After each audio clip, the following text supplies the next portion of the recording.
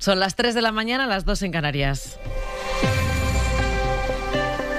Ángel Villaescusa, ¿qué tal? Buenas noches. ¿Qué tal? El presidente de Estados Unidos, Donald Trump, acaba de firmar la ley que obliga al Departamento de Justicia a publicar los archivos relacionados con las investigaciones sobre el pedófilo Jeffrey Epstein.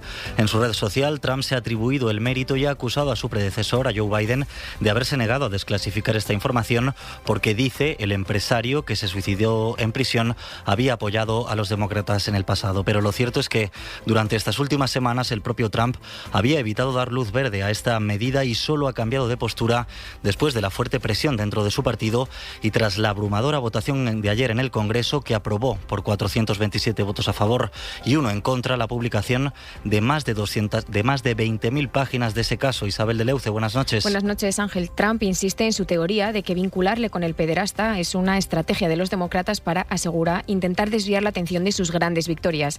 Esta ley ordena la desclasificación de todos los documentos en un plazo de 30 días, pero lo cierto es que incluye algunas excepciones. Autoriza al Departamento de Justicia a censurar información que considere comprometedora para las víctimas, materiales que describan abusos sexuales a menores, imágenes muy explícitas o datos que pongan en peligro las investigaciones que siguen en marcha. Investigaciones como la que ordenó Trump el pasado viernes, que aunque lleva meses intentando evitar la divulgación de esos papeles, le pidió a la fiscal que indagara en el vínculo del pederasta con algunos nombres que han salido ya en los papeles publicados. Por cierto, todos los que citó eran demócratas, aunque su nombre también aparece en algunos correos, pero no se le acusa de ningún abuso. Las víctimas temen que ni siquiera con esta ley se conozca hasta dónde llegó la red de tráfico sexual de Epstein y quiénes participaron en ella, porque se publicó un material excesivamente censurado. Gracias, Isabel. Cambiamos de asunto. El Gobierno y el PSOE han evitado valorar la salida de prisión preventiva de su ex número 3, de Santos Cerdán, después de que el juez que investiga la trama haya considerado que no existe riesgo de fuga y tampoco de destrucción de pruebas.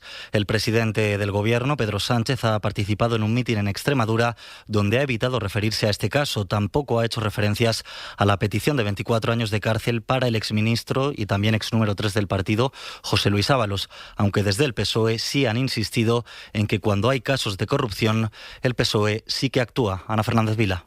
El PSOE se esforzó mucho ayer por minimizar el impacto de los últimos movimientos judiciales y la imagen de Cerdán saliendo de prisión. Esta decisión ni siquiera la quisieron valorar ayer, más allá de decir que es una cuestión jurídica que era previsible. La excarcelación coincidió con el mitin que estaba dando Sánchez en Extremadura y en el que no hizo ninguna referencia ni a este asunto ni a la corrupción en general. Hay que votar al Partido Socialista el próximo 21 de diciembre.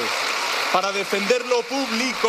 El malestar que todo esto genera en el PSOE es evidente, pero en Moncloa y en Ferraz se afanan por defender que las últimas revelaciones dejan claro que lo que había era una trama familiar. Dicen que no afecta al PSOE, no hay nada que pueda implicar al presidente, dicen. Distintas fuentes admiten, eso sí, el desgaste que esto les produce a las puertas del ciclo electoral, pero defienden que el gran golpe ya lo recibieron en junio y que ya entonces tomaron medidas contundentes, dicen, y se asumieron responsabilidades políticas. Para el Partido Popular, la trama atraviesa a todo el Gobierno y el presidente Sánchez terminará en prisión, mientras que Sumar urge a tomar medidas eficaces para luchar contra la corrupción.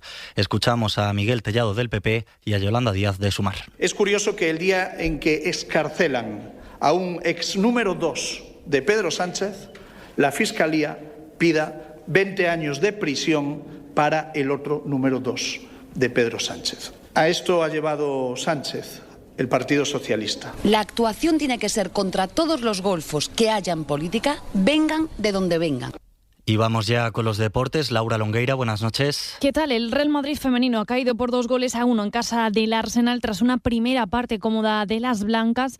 Remontaron las inglesas, campeonas de Europa, comandadas por Alessia Russo. Las de Pau Quesada, que tras 4 jornadas, 2 victorias, un empate y la derrota de hoy todavía se mantienen en zona de playoff. Es mañana turno de Atlético de Madrid y Barça. Las rojiblancas se enfrentan al Twente a las 7:15, mientras el Barça visita Londres para medirse al Chelsea a las 9 en Stamford Bridge. Las catalanas son las únicas invictas hasta el momento, pero antes arranca la Copa Davis para España contra la República Checa a las 10 de la mañana en Bolonia, ya sin Carlos Alcaraz por esas molestias que no le permiten estar con el equipo español.